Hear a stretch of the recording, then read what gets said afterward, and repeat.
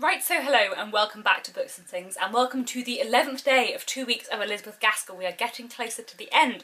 Today I want to talk about my fourth favourite Elizabeth Gaskell book, and that is A Dark Knight's Work.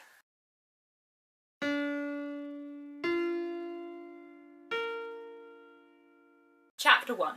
In a county town of a certain shire there lived about 40 years ago one Mr. Wilkins, a conveyancing attorney of considerable standing. A Dark Knight's Work is an absolutely brilliant and much underrated work by Elizabeth Gaskell. It was first published in 1863 and it's usually referred to as a novella, but it's 70,000 words and I would kind of consider that a novel. I find it in lots of lists of Elizabeth Gaskell's novellas, but it does in general seem to be out of print and mostly found on Kindle editions, but it is so absolutely thoroughly incredibly amazing. Like, I should stress that these top 4 Elizabeth Gaskell books are all utterly brilliant and incredible, and like I wish they could all be like in my favourite 2, but there's 4 of them. In a way, my top 2 Elizabeth Gaskells are probably like jointly top, and my 3rd and 4th are kind of like jointly 2nd, if you see what I mean.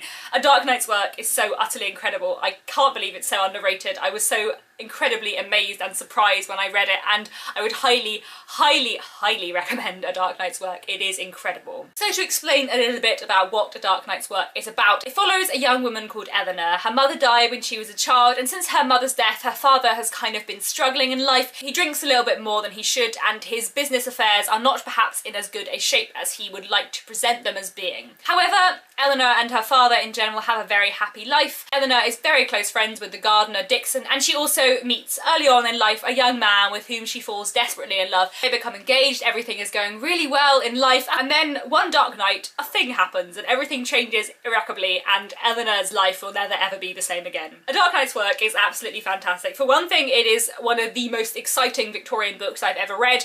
I would say the same about Mary Barton, which I'll be talking about in the next few days, but both Mary Barton and A Dark Knight's Work are incredibly exciting and gripping, and they both have that setup where everything's kind of going along, you're curious to see where the plot happens, and then like one chapter, a thing happens that changes everything. Also a brilliant explanation of how life can change so suddenly with one action. It's a really interesting look at a father-daughter relationship and the bonds of family versus the bonds of love. It's a really interesting, tender love story in its own way, but it's also a really dramatic, important, significant story about loyalty and truthfulness and danger. It is wonderful. It is absolutely wonderful to read. I find Eleanor such a fascinating character. I think she's really interesting, and her development over the course of the book is really brilliant. In a way, it is a kind of weird coming-of-age story. Beginning of the book, she's very young, she's very naive, but over the course of the book she becomes so much stronger, so much more intelligent, so much older, so much more aware of the problems of life. I find that really interesting. I also love her relationship with the servant Dixon.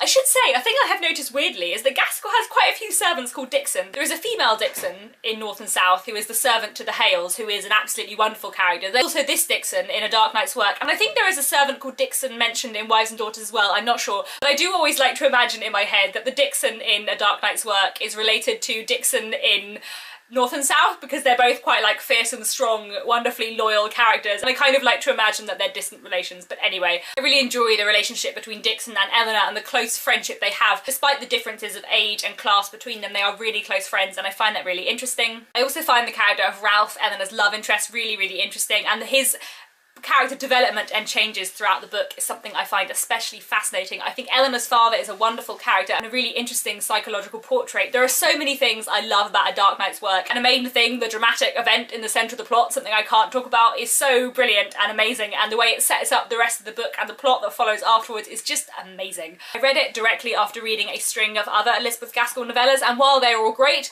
none of them was quite so amazing as A Dark Knight's Work, and it took me so much by surprise in just how incredible it is. It is absolutely wonderful, and I cannot recommend it enough. I don't really have anything bad to say about it except for the fact that the first chapter, which sets up like the family lineage of Eleanor, is a little bit dull. Bear with it, it gets so much better. Wonderful and incredibly underrated Elizabeth Gaskell work. I think I've used the word brilliant enough times by now to hopefully persuade you to read this one, because it is so good. So I think that's all I have to say about A Dark Knight's Work. It is a truly brilliant book, and I would highly recommend it. Thank you very much for watching. Let me know down in the comments if you've read this Gaskell book and if you liked it, and I'll be back tomorrow to talk about my 3rd favourite Elizabeth Gaskell book.